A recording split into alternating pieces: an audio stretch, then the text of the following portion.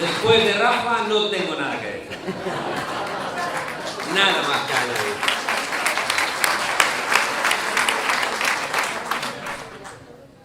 Rafa habla con el corazón y con la cabeza. Porque él viene de la PA, viene de ser abogado de la PA, viene del trabajo ahí abajo. Si es que cómo demonios iba a ser creíble Podemos, si la gente no nos hubiera conocido, de estar abajo, que no éramos paracaidistas, que de repente llegábamos a ocupar un espacio como las Spice Girls, que sabéis que era un estudio, que dijeron, aquí hay espacio para un grupo de música, con una rubia, una morena. Hay gente que hace partidos así.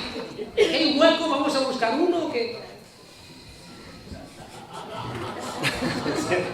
Están viniendo arriba, Rafa, la culpa es tuya. Se ha puesto ahí arriba y ahora... me acordaba, ayer o antes de ayer, estaba, no sé dónde, yo llevo 2 años llegando aquí diciendo qué alegría estar aquí en Baracaldo, como diría Trillo, ¿no? Sí, reído que ya, ¿no? Ayer estábamos en Santander y me acordaba de una historia que leí que me llamó la atención, y esto es un tipo, un cazador, ¿no? Como el rey.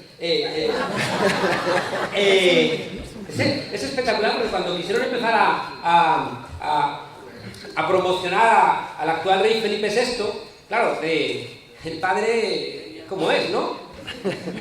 Decía Talleyrand, el ministro de Asuntos Exteriores francés, decía, es costumbre monárquica el robar, pero los Borbones exageran.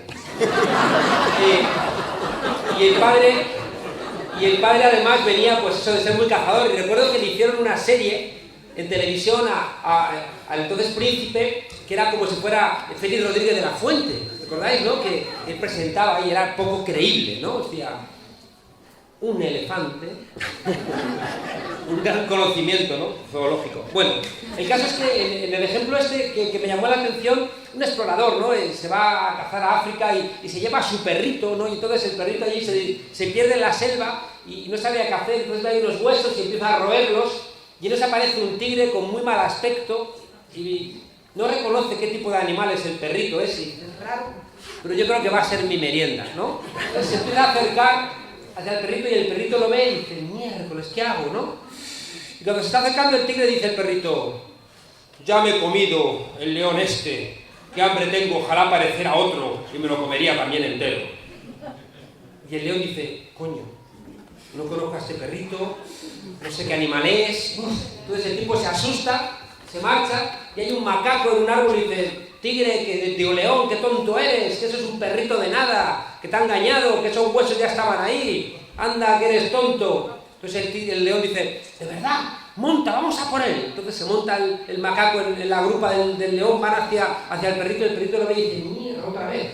Y cuando está a punto de llegar dice, hace 1 hora que mandé al mono a que me trajera otro tigre, está tardando mucho en llegar, ¿no? Entonces la historia me gusta porque la moraleja tiene que ver con Podemos. La moraleja es que ojalá fuéramos todos tan listos como el perrito, conviene no ser tan tonto ni tan mala gente como el tigre, y sobre todo no hay que ser tan cabrón como el mono, ¿no? Fijaos que más allá de esta broma, lo que hay detrás de todo esto es, de alguna forma, el indignarte, el no resignarte, ¿no? El no resignarte que te tiene que comer el tigre o el león. Cuando nosotros nacimos, hace un par de años y medio, fijaos, una de las reflexiones que hicimos es que nos asustó que la gente naturalizase la pérdida de derechos. Y de repente tuvimos una reflexión que dijimos, esto es como América Latina en los 80. Y de repente, recordábamos, un ejemplo que comentamos es, hace 1 año nos daba susto ver a gente mirando en el cubo de basura. Nos estamos acostumbrando a ver a gente mirando en los cubos de basura. Había manifestaciones estudiantiles por la subida de las tasas. Faltan este año 50.000, ya este año faltan 200.000. Faltaban 50.000 estudiantes en las aulas y no hay manifestaciones. Y empezamos a preocuparnos y a decir, si se naturaliza esta pérdida de derechos, estamos perdidos. Y aquí había ocurrido algo muy maravilloso, que era el 15M, que era cuando te habían dicho que te tenías que resignar, cuando te habían habían dicho que todo estaba bien, de repente hubo gente que se echó a la calle sin saber, sin un gran plan de si iba a salir aquella protesta o no. De hecho, aquella noche era una noche como tantas otras. Y de repente el 15M emergió con algo maravilloso, que fue con un relato diferente. Recordad que el 15M no era una respuesta, eran preguntas. Era ¿por qué no me representas? ¿Y por qué me tratas como una mercancía en manos de políticos y de banqueros? Y bastaron esas dos preguntas, recordad, para que de repente el emperador se demostrase desnudo. El 15M tuvo éxito, hemos dicho, porque no tenía memoria, porque no tenía liderazgos, porque no tenía estructura y porque no tenía programa. Y entonces ahí cabía todo el mundo.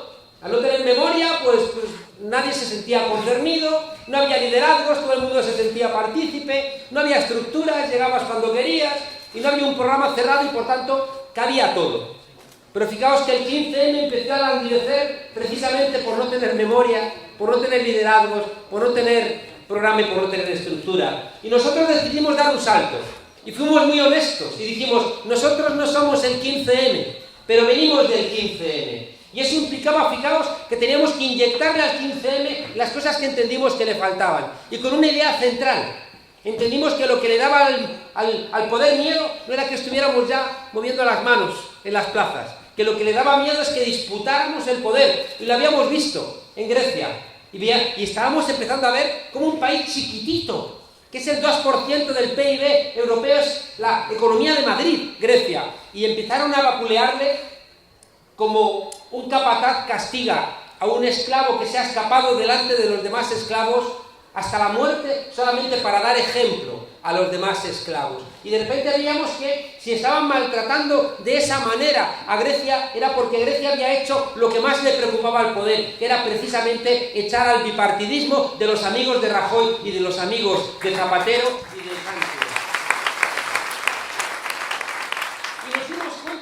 También de que en ese momento ahora tienen muchos problemas, pero en América Latina habían hecho cosas muy relevantes. Habían también convertido esa indignación social, ese vapor social, lo habían metido en turbinas electorales y habían ganado elecciones. Y además habían entendido una cosa esencial, que era imposible la democracia en un solo país. Y de repente empezaron a construir una unión de toda Sudamérica. Si ahora les está yendo mal, es porque descuidaron la importancia de estar juntos en toda América Latina.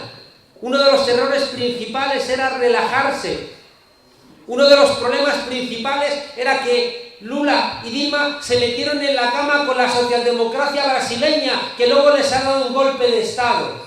Uno de los errores principales era entender que no bastaba con que tú repartieras riqueza a la gente más golpeada si no le acompañabas en ese proceso para que esa conciencia la convirtieran también después en compromiso en defender lo ganado. Y al mismo tiempo cometieron el error de quizá correr demasiado algunos para llegar al poder sin darse cuenta de que tenían que estar blindados con una ciudadanía consciente para que no cayeran en los procesos de corrupción en los que habían caído. Todas estas cosas, fijaos, son reflexiones que nosotros poníamos en marcha cuando pusimos, a su vez, Podemos en funcionamiento. Y nosotros reclamábamos la memoria, como ha dicho Rafa, las peleas de nuestros mayores eran nuestras peleas. Me habéis visto muchas veces, me habéis escuchado decir con cierto enfado, poniendo, recordáis aquel ejemplo que os ponía siempre de la Comuna de París de 1871, cuando aquel general manda a fusilar, sacando de la fila a la gente del pelo gris, y el sargento no lo entiende y le dice, es que si estos se han levantado en 1871 y tienen el pelo gris, en la revolución de 1848 ya eran mayores de edad, y si se han levantado, estos son los peligrosos. Y yo recordaba esto para deciros que la democracia no la trajo ni Suárez, ni el rey, ni Felipe, la trajisteis los del pelo gris y los del pelo blanco, y por tanto, ¿cómo no vamos a hacer vuestras peleas nuestras? Si hemos llegado aquí gracias a que os la jugasteis todos, vosotros y vosotros. ¿Cómo vamos a olvidar esa pelea?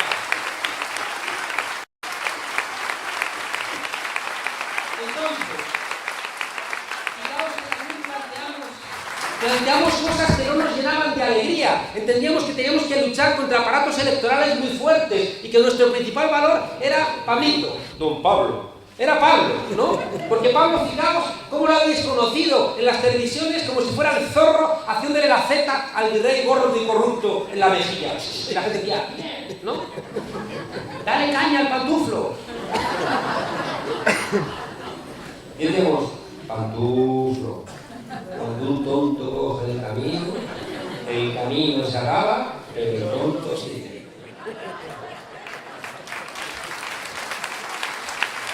Entonces, fijaos que tuvimos que asumir una contradicción. Tenemos que montar un partido con un liderazgo fuerte. Y tenemos que, ¿recordáis?, hacer un partido que era lo que planteó Vistalegre, un partido que nos garantizase que realmente podíamos poner en marcha ese proceso electoral. ¡Qué extenuante, amigas y amigos! 7 elecciones en 2 años y medio. Uno lo mira y dice, ¿cómo hemos podido hacerlo? Y además, sin deberle ni un euro a los bancos. ¡Ni un euro!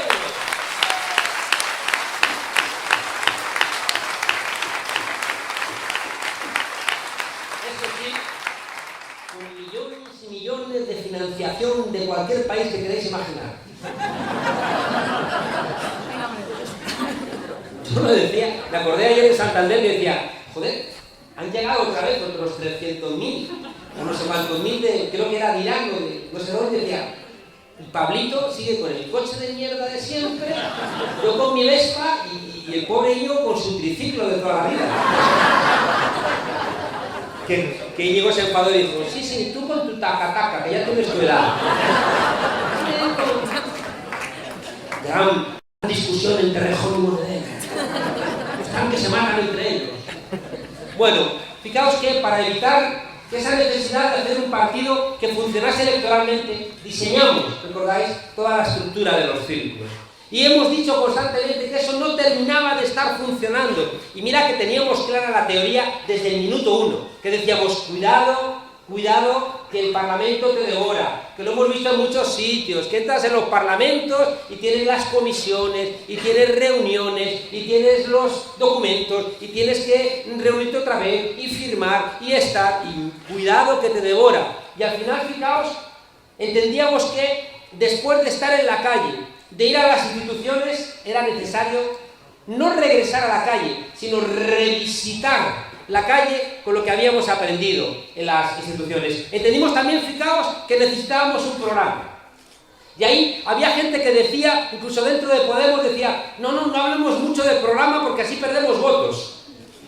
Y yo decía, coño, esto va a ser como el carnet por puntos, que si quieres tenerlos todos, no tienes que sacar el coche del garaje. Que por entonces no vas a ningún lado, ¿eh? Entonces, claro, había que, fijaos, poner en marcha toda una discusión programática que la tenemos, amigas y amigos, pendiente.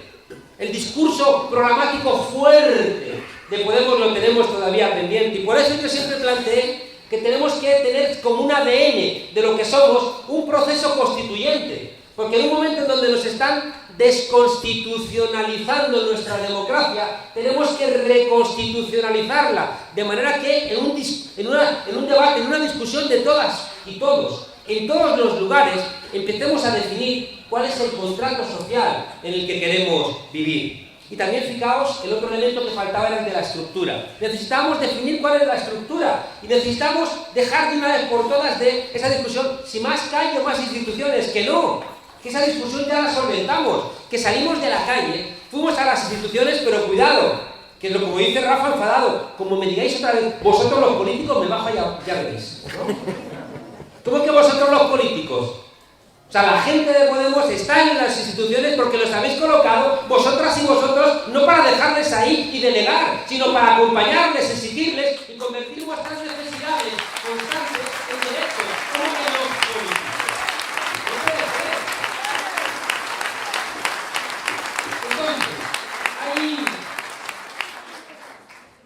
Ahí yo estoy contento esta semana, ¿no? Estoy contento. Y no toma nada. Por una fabada estamos todos contentos. ¿No sabéis por qué? Porque creo que por fin, se están clarificando las cosas. Y yo odio el humo, odio la confusión. Uno de los primeros libros que escribí era El gobierno de las palabras, ¿no? Porque veía que con palabras se estaban engañando, ¿no? Constantemente, ¿no? Había estancamiento económico, decían, crecimiento cero. Es crecimiento, pero cero. O sea, no crecimiento, o sea, estancamiento. No se puede buscar así, ¿no? O te llama a tu jefe y te dice que le ha ajustado la plantilla que mañana no venga. O sea, que me ha despedido. No pongamos las cosas en esos términos, ¿no? Oiga, que me ha asesinado, no es usted un daño colateral, ¿no? Todas esas grandes mentiras, fijaos, que iban construyendo para que no tuviéramos herramientas para poder ni siquiera entendernos. Bueno, esta semana, fijaos, se ha terminado de clarificar todo. Y para mí es muy importante, porque sí que tengo la sensación, así como tuve la sensación aquella tarde que decidimos ir delante de la sede del Partido Popular a decirle queremos la verdad antes de votar. ¿Recordáis cuando los atentados de Atocha que nos estaba diciendo Rajoy? Nos estaba diciendo, ha sido ETA, no ha sido Al-Qaeda, ¿recordáis? Insultándonos, mintiéndonos. Y nos fuimos allí, y era un sábado, a decir, queremos la verdad antes de votar. Y aquello era, cuando menos, alegal. Y estábamos convencidos de que igual terminábamos en la cárcel. Pero ahí fuimos unos pocos. Todos los que ahora estamos en Podemos, sí que íbamos en un coche. Y nunca fue más cierto. Los de ese partido caben en un taxi, ¿no? Nosotros en un coche viejo. Y había una amiga que estaba embarazada y no le dejamos ir, pues dijimos, vamos a estar 4, nos van a detener, no vayas, ¿no? Y cuando llegamos allí, había ya miles de personas. Llegamos como a las 5, a las 6 de los 9 ya había, no, a las 5 de los cuartos ya había ahí más de 2.000 personas, ¿no?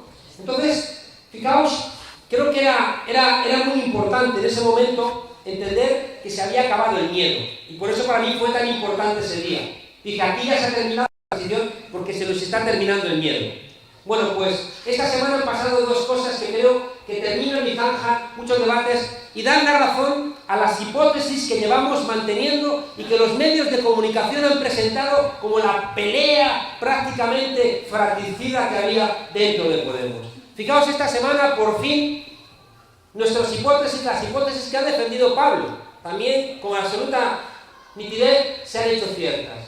Nosotros, fijaos, cuando nacimos teníamos la absoluta certeza de que teníamos enfrente al Partido Popular. Y qué alegría me da que en toda esta discusión nadie, nunca, en ningún medio se le haya ocurrido decir que Podemos podía apoyar al Partido Popular. Eso es un logro nuestro, a nadie se le ha pasado por la cabeza. Podemos nunca podía dar su apoyo al Partido Popular. Y ese es un gran logro.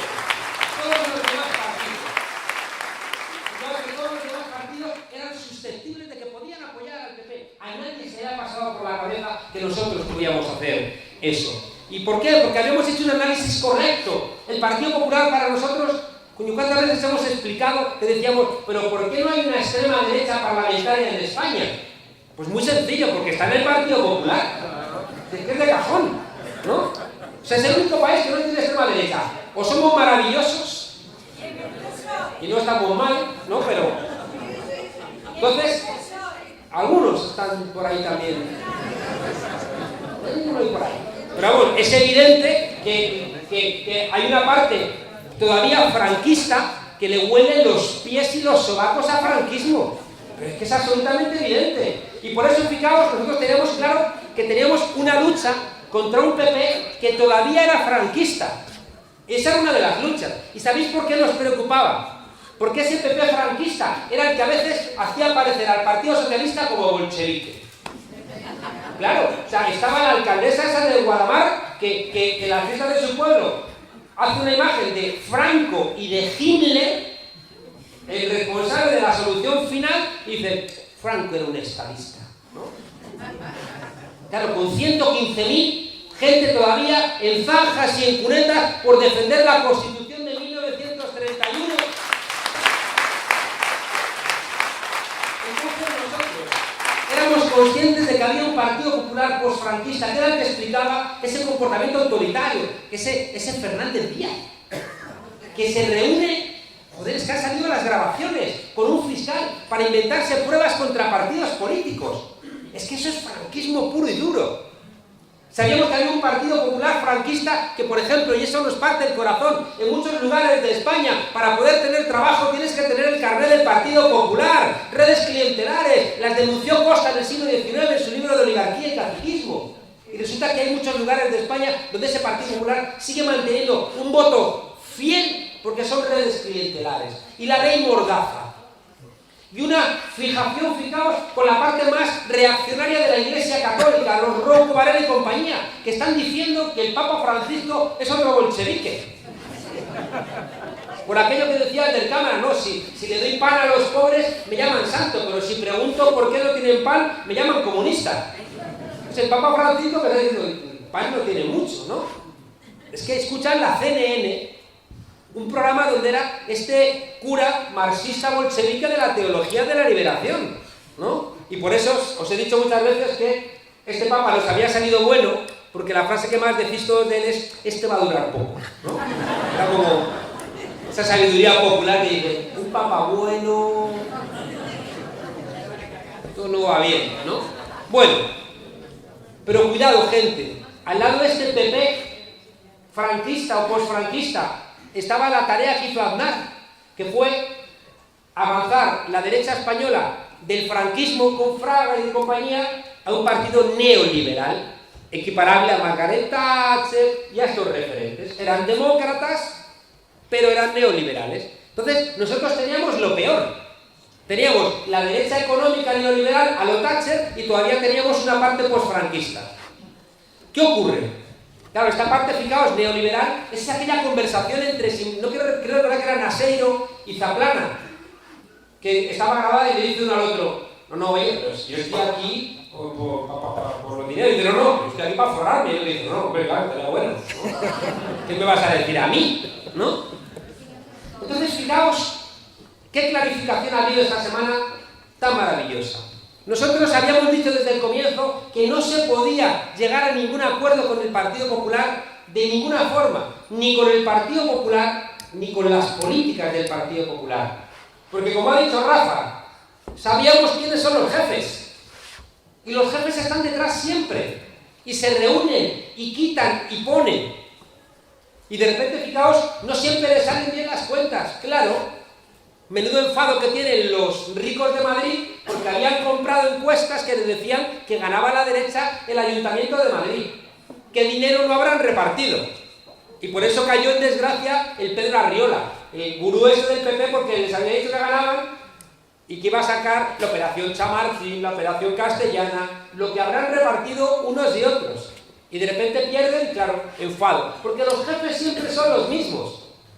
Y entonces fijaos, ¿qué es lo que digo de esa clarificación? Nosotros que habíamos visto claro desde el comienzo que no se podía pactar con el Partido Popular, porque los jefes tienen una estructura económica y política que nunca van a ceder nada, a no ser que se lo exijas.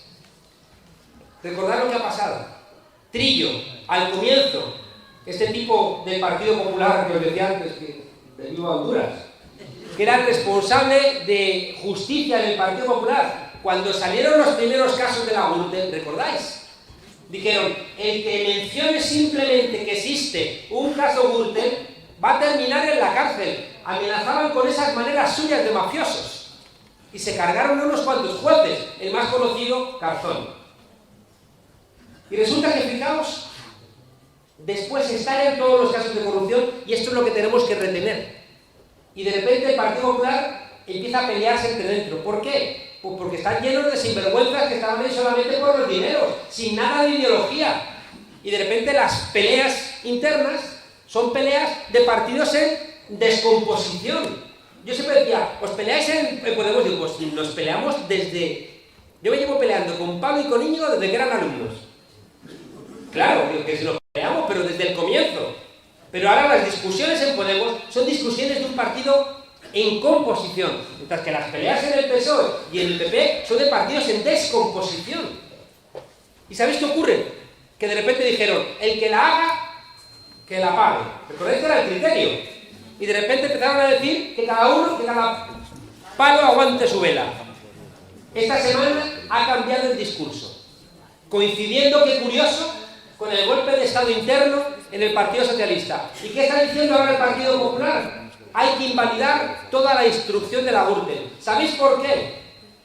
Porque Correa, caracterizado por su profundo compromiso ideológico, Rita Barberá, comprometida hasta el caloret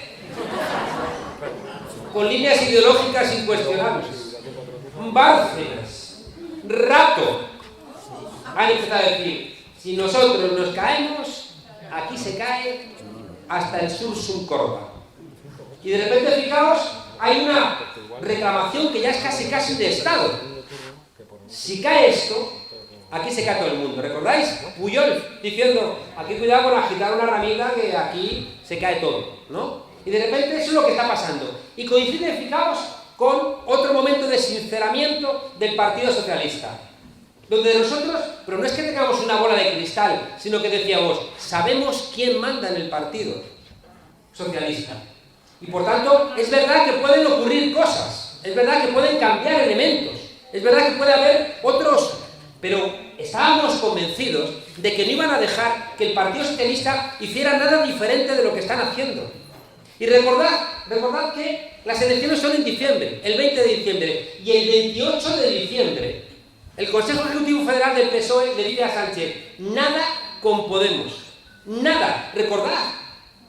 Y nosotros planteamos, oye, vamos a intentar una alternativa, y empiezan a marear la perdiz, y se sientan a discutir con Rafa y con otros, pero en la habitación de al lado estaban los que realmente mandan en la estructura del PSOE, Enrique Serrano y otros. Y en ese momento te das cuenta, me están engañando por enésima vez. Y por eso, fijaos, algo que se explicó mal desde Podemos, se le dijo al PSOE, vamos a hacer un pacto de gobierno, pero nosotros entramos en el gobierno, porque si no, no vas a cumplir. Es que cuando te di el gobierno, y si no tengo herramientas para que me cumplas, me mientes, como en Aragón, como en Castilla, y como en ejemplos seguramente que tenéis más cercanos. Es decir, no cumple. ¿Y sabéis qué dijo la prensa? No, estos de Podemos solamente quieren los cargos, y quieren el ministerio de no sé qué, y el ministerio de no sé cuántos. Y dijo Pablo, si yo soy el problema, me voy. Nadie recuerda eso. Pablo dijo, que yo soy el problema, me voy. Porque lo que quiero es que haya un gobierno de transformación. Pero sabemos que no iban nunca a asumirlo. Nunca iban a asumirlo. Y hay gente, por favor, echad memoria, porque estas son las cosas que se han clarificado ahora y que marcan un nuevo rumbo. Nosotros apostamos diciendo, el pacto. O sea, al principio, la primera discusión, que Pablo la tuvo muy clara. Gente que decía, demos el gobierno a Susana Díaz. Pero el argumento era un argumento honesto, nos ven como una cuerda de desarrapados, si le damos el gobierno a Susana Díaz, vamos a tener un plus de solvencia. Y algunos decíamos, estamos muertos.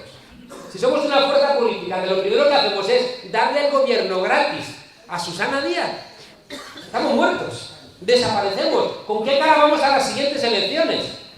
Y ahí la hipótesis de Pablo fue la correcta. No se le da el gobierno a Susana Díaz a cambio de nada. Pactamos. Y si no quiere pactar, pues no hay gobierno. De la misma manera, fijaos, nosotros hicimos un análisis de quién eran Ciudadanos.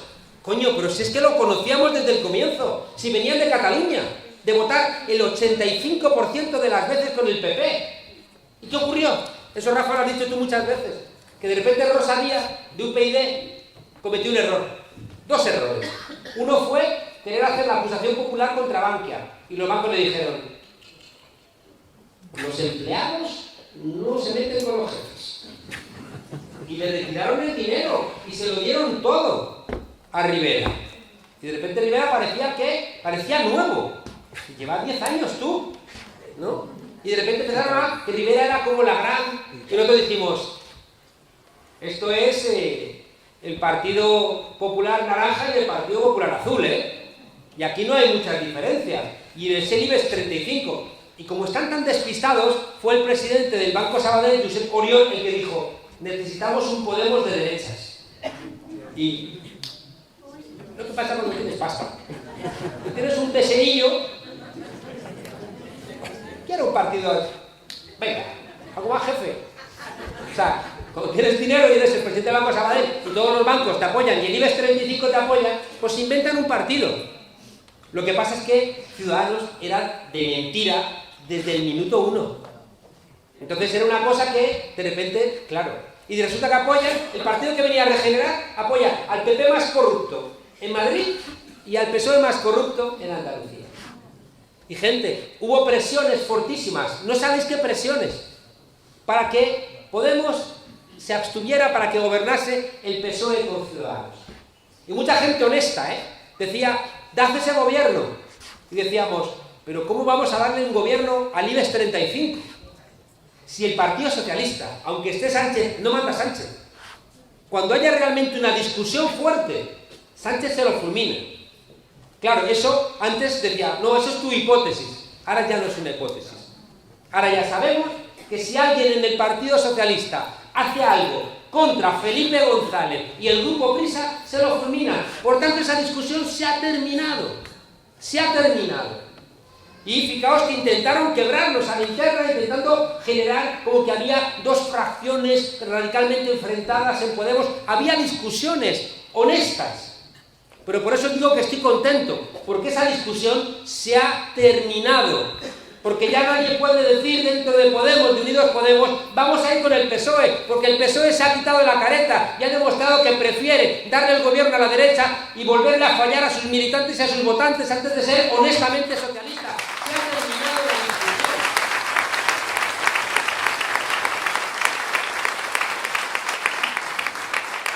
Si es que los conocemos, es que hablamos con ellos y sabemos que estaban intentando conseguir esto que han hecho ahora.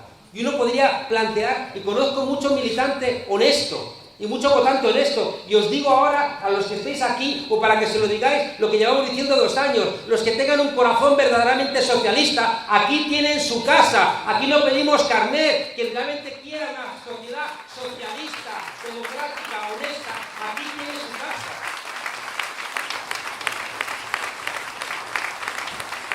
Entonces, os decía que esta semana se ha clarificado. Ya habéis visto que el Partido Popular ya tiene un intento estatal, ha presionado mucho a los jueces, ha habido renovación de algunos lugares de la judicatura, pero ya no le están saliendo las cuentas, porque nuestro país ha cambiado, que esa es la esperanza fuerte que tenemos. Hace 4 meses el Partido Popular intentó presionar, porque había renovaciones en las cúpulas judiciales de muchos lugares de España. ¿Y sabéis qué hizo el Partido Popular? Intentó quitar incluso a jueces conservadores para poner jueces directamente del Partido Popular. En Valencia había un tipo que había sido senador del PP, pero había una jueza que era conservadora. Y entonces el PP empezó a presionar, pero desde arriba, estamos hablando de presiones desde arriba, para que esa jueza no se presentara. Y esta jueza, que es conservadora, dice, ¿pero qué hace el PP presionándome a mí? Claro, el PP lo que decía es que en Valencia se va a liar una, entonces necesitamos jueces, vamos, no nos basta con que sea conservadora, tiene que ser de la casa, ¿no? Tiene que tener 3 hijos en la red, 2 de la Gürtel y 1 en la Pública, ¿no? Porque si no, no es de fiar, ¿no? Entonces, el PP, fijaos, ya hay una claridad.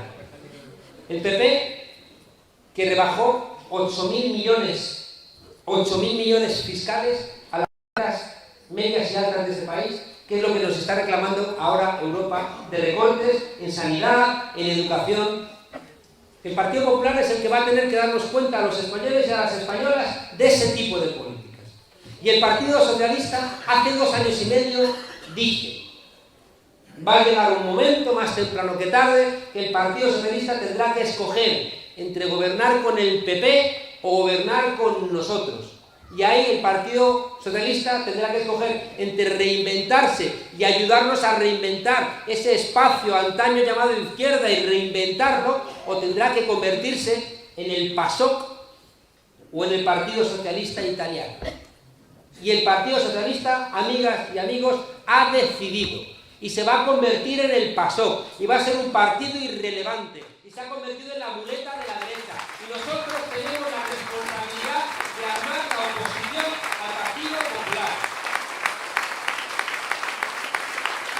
Entonces, para terminar, casi para terminar.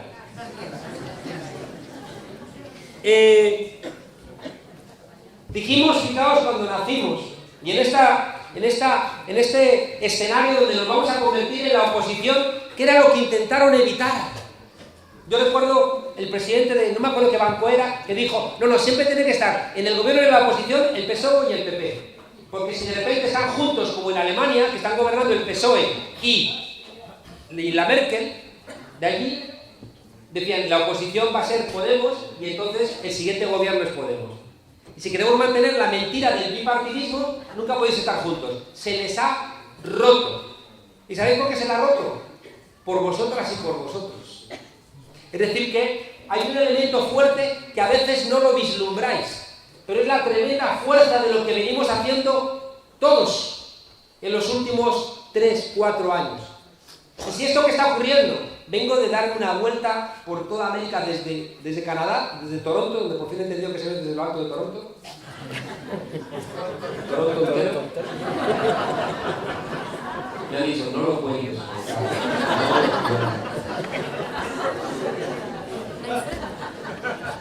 Digo, lo cuento porque así dicen, tampoco está listo. Es como que me humaniza. Bueno, desde Toronto, fijaos, y esto es muy importante que lo entendáis, nos está mirando el mundo, gente. Nos está mirando el mundo. Estados Unidos está confrontado en tener que tragarse a la Hillary Clinton, que es la derecha, para evitar al Donald Trump. Y no tienen otra alternativa. En muchos lugares están viendo que la alternativa al bipartidismo es la extrema derecha. En muchos lugares están viendo con resignación que no pasa nada. Y aquí están diciendo, ¿cómo es posible que ese partido tiene 2 años y medio, no le habéis pedido dinero a los bancos y tenéis 5 millones de votos, en realidad 6 millones de votos, contándoos cómo se hace? Y resulta que el mundo nos está mirando y a veces nosotros estamos deprimidos. Que no, gente, que alegría, que nos está mirando el mundo. Estamos cambiando la política de Europa.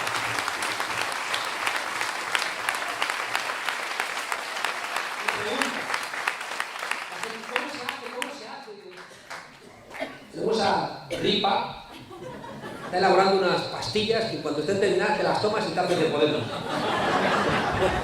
Está distraído ahí gobernando y no las termina, ¿no? Y creo que tiene efectos secundarios de esos. Además, la pastilla te haces de Podemos pero te sale una garra ahí en el... Bueno, fijaos, para terminar. Yo creo que en esa discusión dijimos recordáis, que el miedo tenía que cambiar de bando.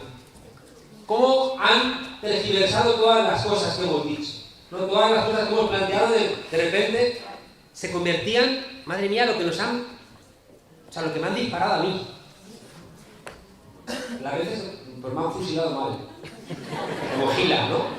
Me han fusilado mal. No, pero... me acuerdo en las elecciones andaluzas cuando... Claro, es que resulta que la directora del Fondo Monetario Internacional, recordáis que dijo, no, el problema que hay es que los viejos viven demasiado. Yo dije, da ejemplo y muérete tú.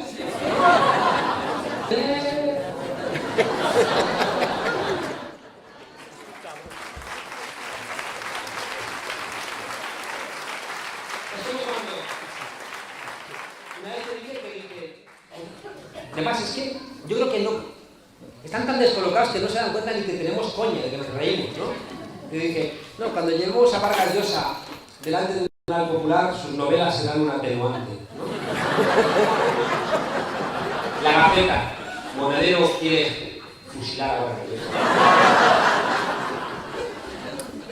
Bueno, cuando dijimos que el miedo tenía que cambiar de bando, recordad, estábamos planteando que no ocurra lo que ha ocurrido en estas últimas 2 semanas. Que el jefe de la patronal española, Rosell, pueda afirmar que el empleo estable es una reliquia del siglo XIX. Si el jefe de la patronal española puede decir que tener un trabajo estable es una reliquia del siglo XIX, es porque no nos tiene miedo. Si Luis de Guindos puede decir la semana pasada que los españoles ya se han acostumbrado a cambiar de trabajo con frecuencia, es porque no nos tienen miedo. Y cuando decía Pablo, decimos que el miedo tiene que cambiar de bando, no estamos diciendo que hay que apelar a ningún tipo de violencia, no somos gente violenta.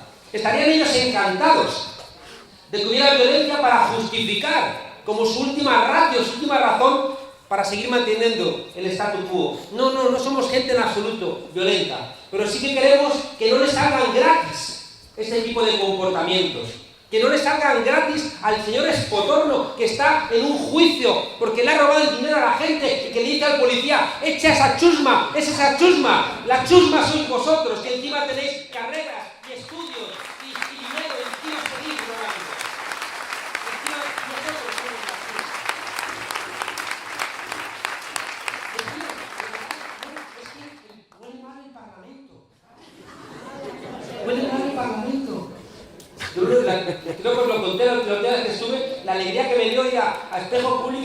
una semana después que estaba Pilar Cernuda, ¿no? Que había dicho que ni antes que huele en el Parlamento, y yo llegué ahí y dije, la Cernuda me he luchado con todos.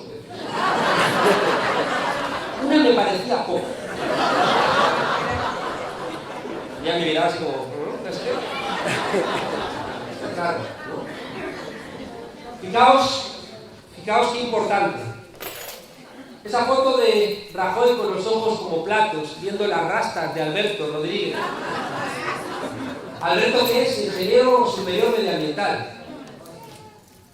Y me consta que se lucha porque le abrazo muchas veces. Hay sus rastas, ¿no? No ahondemos en esa dirección. Fijaos que esto es muy importante. Es más importante de lo que imaginamos. Y os lo pongo con un ejemplo. Cuando los zapatistas, los indígenas, recordáis, del sur de México, se levantaron con rifles de madera, por eso triunfaron, porque sus rifles eran de madera, y le echaron un pulso al gobierno del PRI, que llevaba 70 años gobernando. Y cuando tiene que firmar el gobierno mexicano los acuerdos de San Andrés, le dice, el ejército zapatista le dice, no voy a firmarlo en tu Moncloa, en el Palacio de los Pinos, te vas a venir al sur y vamos a firmarlos en una cancha de básquet, en una cancha de baloncesto. Y gobierno, te vas a sentar en unas sillas de madera, de plástico. ¿Y sabéis qué operó ahí? Simbólicamente era muy importante, porque esos indígenas le estaban diciendo al gobierno, no te reconozco los 200 años de victoria de los blancos sobre los indios, de los hombres sobre las mujeres, de los ricos sobre los pobres, no te lo reconozco, somos iguales. Y cuando de repente Podemos entra en el Parlamento, y entra Alberto Rodríguez, y entra la camisa de Pablo, y entra los vaqueros de Rafa, y entra Carolina dando de mamar a su hijo, están asustados porque les estamos diciendo, no reconocemos los últimos 200 años de restauraciones, de victoria, os miramos a la cara, y se asusta, claro que se asusta. Termino de verdad, porque como cuente todo. No, termino casi de verdad. Mirad, la derecha ha hecho siempre sus restauraciones sobre el olvido. Y a veces con un olvido forzoso, fusilando. Y somos un país muy de restauraciones. No voy a aburriros con historia, pero llevamos como 200 años repitiendo cosas. Carlos IV, que cree que la monarquía era borbónica, cuando la monarquía ya era española, y por eso cuando él cree que la monarquía es de él, y entonces abdica en nombre de Napoleón, el pueblo se levanta y se lo fulmina. Primera gran crisis monárquica que desemboca en la Constitución de Cádiz de 1812. Fernando VII, igual, es el que hace que una parte del pueblo grite en las cadenas y que va a generar, fijaos, por la ley sálica, el nacimiento del primer carlismo. Igual ocurre con Isabel II, y fijaos, otra crisis de una corte corrupta y un pueblo que está queriendo crecer y que no le dejan las estructuras políticas y que está ya en la primera vez que se expulsa a los Borbones de España y se establece la Primera República. No es extraño que una frase de las conocidas de Franco era no hay nada que aprender del siglo XIX.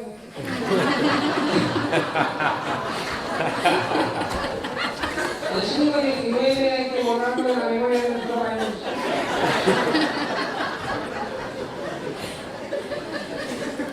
Lo último, fijaos, Alfonso XII. Alfonso XII, que recordáis, le da el gobierno a la dictadura de Primo de Rivera y que también estalla las costuras, y entonces viene la Segunda República. Hay un golpe de Estado el 18 de julio del 36, el golpe de Estado fracasa, empieza una guerra civil que la gana Franco con la ayuda de Hitler y Mussolini. Y otra vez restauran la monarquía. Somos un país de restauraciones constantes. A diferencia de otros lugares donde la monarquía se ha portado mal y no ha sido restaurada. Nosotros se nos restaura, pero pensad que la monarquía no es la monarquía en sí. No es el rey Juan Carlos y su campechanería, no. Es como un entramado que explica esa fusión de los poderosos que encuentran su elemento de encuentro en la monarquía. Hay una restauración en marcha en nuestro país, con esta cesión del Partido Socialista y con este intento del Partido Popular de poner al Estado de Derecho a su servicio. Fijaos que la frase de Javier Fernández, oye, mandando otra gente a Madrid. Bueno, es verdad. Vale, lo compensa. No. Tini y Javier. Vale, bueno.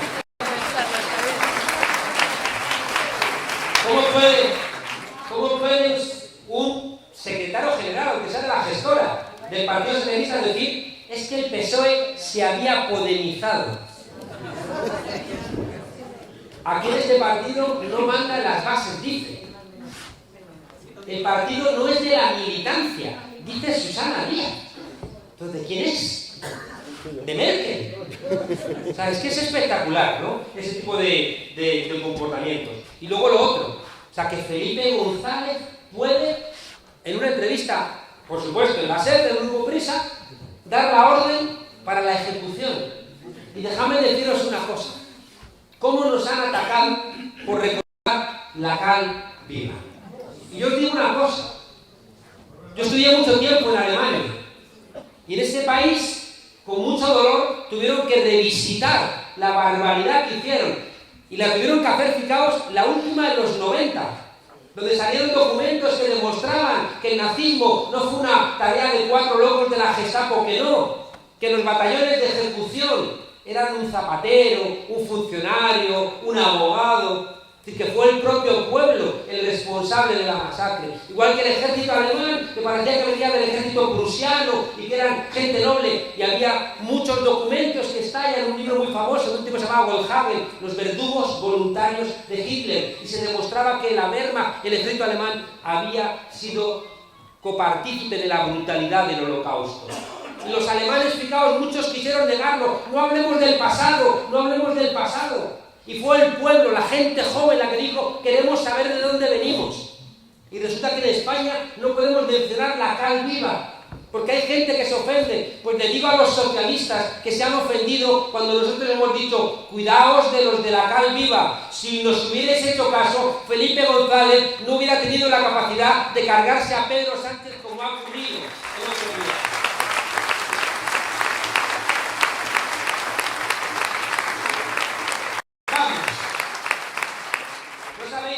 Cuando me contó Rafa este proyecto de Vamos, de la Secretaría de Sociedad Civil, yo dije, Rafa, yo llevo en esto pensándolo tiempo, ¿no? Que me entrevistaba a la cafetera el otro día y me decía, esto de Vamos se parece a lo que usted viene planteando. Y yo dije, ya, y el capitán Galán se adelantó 3 meses a la proclamación de la Segunda República y lo fusilaron. O sea que eso de adelantarte no significa nada. Yo siempre digo que si vas un paso por delante de las masas vas alumbrando, si vas 100 pasos es que te has perdido, ¿no? Me contó Rafa esta idea y yo dije, es que es esto. Pero seguramente, fijaos, es ahora cuando podemos montar Vamos. ¿Por qué? Porque necesitamos la experiencia en las instituciones. Necesitamos saber que en las instituciones, si no tienes gente consciente detrás, no cambias las cosas.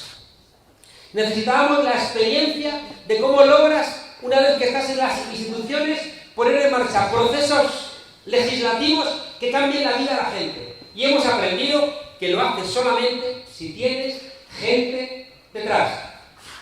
Yo he dicho muchas veces que uno de los procesos que más me ha emocionado últimamente en el conjunto del Estado ha sido una ley de igualdad en el norte, donde el Estado, el gobierno, nosotros nos ponemos al servicio de, en primer lugar, organizar a la ciudadanía, no es exactamente organizarla, ayudarla a que se autoorganice.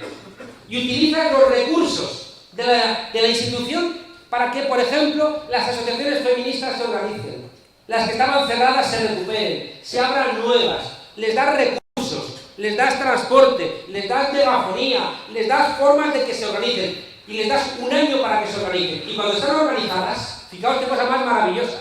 Cuando has puesto los recursos del Estado, que son nuestros, de todos, al servicio de que la gente se organice con algo que le interesa, como son los derechos de las mujeres en ese caso, le dices, bien, vamos a establecer un órgano. La presidencia es vuestra. Y es la ciudadanía la que vota a la presidenta. Y la vicepresidencia la tenía la institución.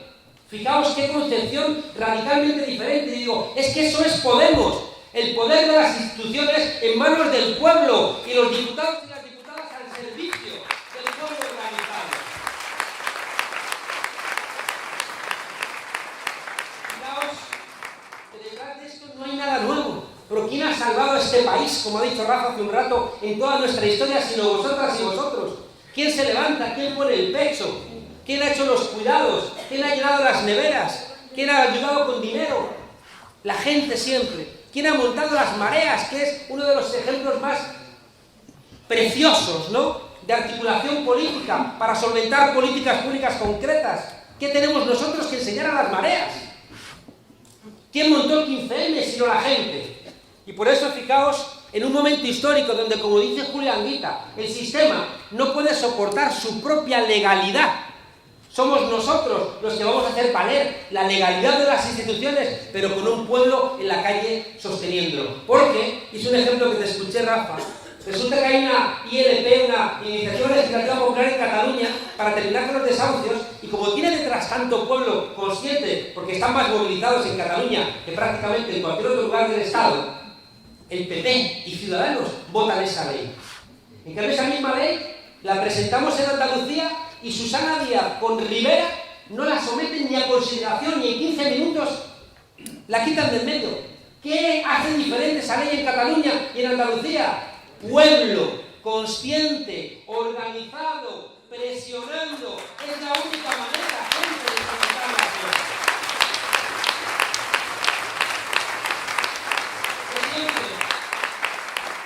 Siempre he contado que durante unos meses estuve con Ariel Querer recorriendo pueblos de Castilla, porque la gente se estaba yendo de los pueblos, y hubo un curso de asociacionismo, ¿no?, donde les poníamos la película de la estrategia del caracol, que es una película preciosa, que os invito a que la veáis, ¿no?, de cómo la gente se organiza para que no las echen, ¿no?, de un edificio, y cada uno pone su parte, cada uno hace su ayuda. Ahí en ese condominio hay un cura que pone su parte, hay un travesti. Creo que hay una escena donde el cura se empieza a quedar encandilado del travesti, entonces es la escena donde está sentado el travesti y el cura empieza a acercarse. Castilla profunda, un silencio, la sala oscura, lleno de abuelas, grupo de teatro, grupo de la guitarra en la iglesia, según que al final se casaron con la que tocaba la guitarra, las excursiones a Madrid, a los museos, ese cura, fijaos, que hace una cosa que dice mi maestro Boaventura de Sousa Santos, un cura que hace un pensamiento no de vanguardia, sino de retaguardia. Un cura que empoderaba. Si la gente iba sola, la dejaba. Pero si alguien se quedaba atrás, lo agarraba. Yo es lo que siempre he dicho, que tiene que ser Podemos. Cuando yo le dije a mi padre, enséñame a nadar, me agarró de una pata, me agarró de un brazo y me tiró a mitad de la piscina. No me extraña que terminase votando a Vox.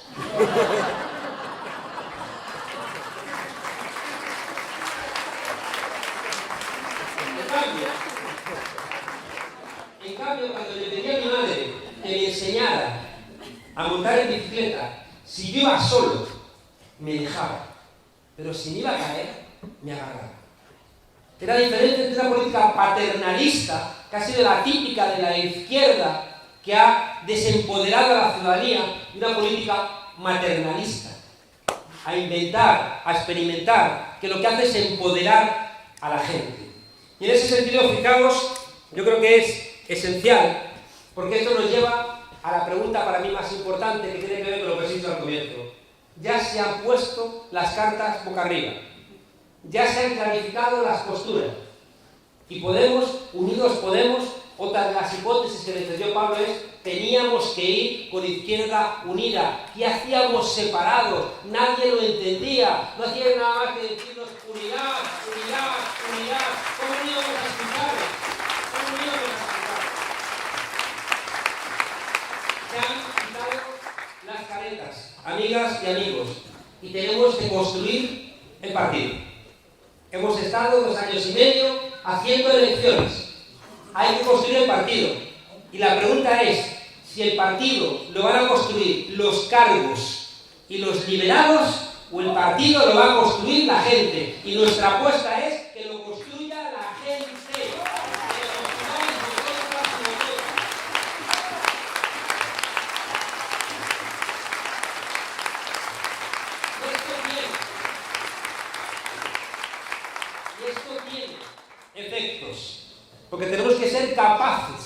de terminar con algo que seguramente la urgencia electoral y nuestra propia inexperiencia nos ha conducido a ello.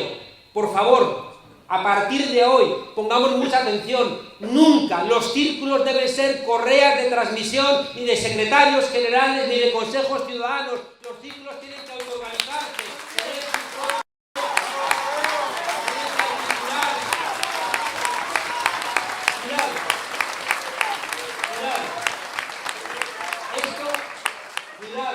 Esto tampoco tiene que servir para que seamos ingenuos. Y hay gente que a veces pierde una elección en un consejo ciudadano, pierde una elección y de repente se hace fuerte en un círculo, echa a todos los que le molesten y convierte el círculo en nombre de la democracia en un lugar cerrado. Tenemos muchos retos. Es tan importante que los círculos sean los que se reinventen la política de nuestro país, que quien utilice los círculos de esa manera también tenemos que rodearles y echarles. Hay que señalar a la gente.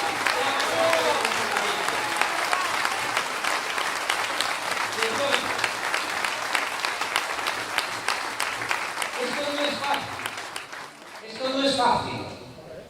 Ya vamos teniendo nuestros propios problemas, vamos teniendo nuestros propios comportamientos. A veces hemos repetido comportamientos de aquellos que vinimos a expulsar. Y por eso creo que el proyecto de Vamos es maravilloso. ¿Por qué? Porque vamos a empezar poquito a poco. Y hemos decidido, como contaba Rafa, que vamos a hacer una operación que creemos que significa lo nuevo frente a lo viejo. Las eléctricas como representación de las puertas giratorias, del robo organizado, de lo peor del modelo neoliberal, del hurto de los derechos humanos. Bueno, pues os pedimos a los círculos que organicéis el 18 de octubre, el 17 de octubre, que organicéis lo que queráis. Que los círculos le echéis imaginación, que penséis cómo podéis organizar algo para confrontar este robo, ¿no? Para que os representéis, como buenamente entendáis, una respuesta frente a la pobreza energética. Y fijaos que ese empoderamiento de los círculos, la idea es que vayamos construyendo ese partido diferente que tiene una parte experimental. Nadie tiene la clave. Y por eso es muy importante también que no tengáis la mandíbula de cristal, que cuando vayáis a los círculos y algo no funcione, no tiréis la toalla, que también deis la pelea. Esto no es sencillo, pero también después lo que recibimos es muy grande. Si somos capaces, fijaos, de hacer un buen trabajo parlamentario con gente espectacular, como los compañeros que están sentados en la mesa, y al mismo tiempo somos capaces de articular en la sociedad círculos conscientes que vean en el trabajo parlamentario, me encantó la expresión, que huyan del síndrome del corredor, de la soledad del corredor de fondo. ¿Cuántas veces habéis dicho, esto no vale para nada, estoy cansada, ya me agoté, esto? No, eso os pasa porque tampoco veis cómo se traduce cada uno de vuestros esfuerzos en políticas. Por tanto, fijaos, se trata de intentar volver a reinventarlos, aprendiendo de los errores, de inyectar generosidad y de hacer, como decía Pablo, de politizar el dolor, lo que me habéis escuchado mil veces de Espartaco, que se lo llevan de la mina a la escuela de gladiadores y allí alguien que tenía que estar muerto porque era un esclavo que se había levantado y le habían condenado a galeras, llega a la escuela, ve que tiene madera de líder Espartaco y le dice, oye, yo una vez fui libre. Y Espartaco no entendía ni el concepto, y ese hombre que había sido libre tendría que estar crucificado. Pero las peleas de gladiadores eran como un salvados a lo bestia, le gustaba mucho a la gente. Y por eso le transmite la idea a Espartaco, fui libre. ¿Qué significa eso? Que le quitamos el látigo a los soldados, que los derrotamos, que vinieron más soldados, que los vencimos, y que durante 3 meses fuimos libres en comuna. Comuna viene de comunis, que es lo contrario de immunis, que es lo que no te afecta. Y de repente Espartaco, el látigo, le sabe igual, pero le sabe diferente. Y el dolor se le convierte en conocimiento. Y cuando sabemos de dónde nos viene el dolor, queremos acabar con él. Y Espartaco se da cuenta de que solo no puede. Y reúne a todos los esclavos y les dice, mirad a vuestro alrededor, decidme una sola cosa que sea vuestra. Mirad a vuestro alrededor y dicen, nada es nuestro. Mirad a vuestro alrededor, decidme una sola cosa que no hayáis hecho vosotros. Todo lo hemos hecho nosotros. Y entonces, en la revuelta, no tenemos nada más que perder que las cadenas. Doler, saber, querer, poder y hacer. Pablo nos ha pedido, Pablo Iglesias nos ha pedido que ayudemos a politizar el dolor. Que ahí abajo que sois donde conocéis las necesidades de este pueblo, las esperanzas de este pueblo, que vivís en el día a día cómo podría ser de manera diferente. Ayudadnos a que ese dolor se politice y se convierta en política de manera diferente. Estamos convencidos, y por eso os hemos invitado a este programa de Vamos, estamos convencidos de que si esas necesidades que vosotros conocéis nos ayudéis a convertirla en un dolor político, vamos a transformarlo y convertirlo en derechos. Y que en esa discusión os vais a llenar de convicciones, porque vais a ser vosotras y vosotros, nadie baja línea, sois vosotras y vosotros discutiéndolo, como en el 15M. Y entonces será cierto aquello que decía Bertolt Brecht, que solamente los pueblos que tienen convicciones son los pueblos que tienen esperanza. ¡Sí se puede!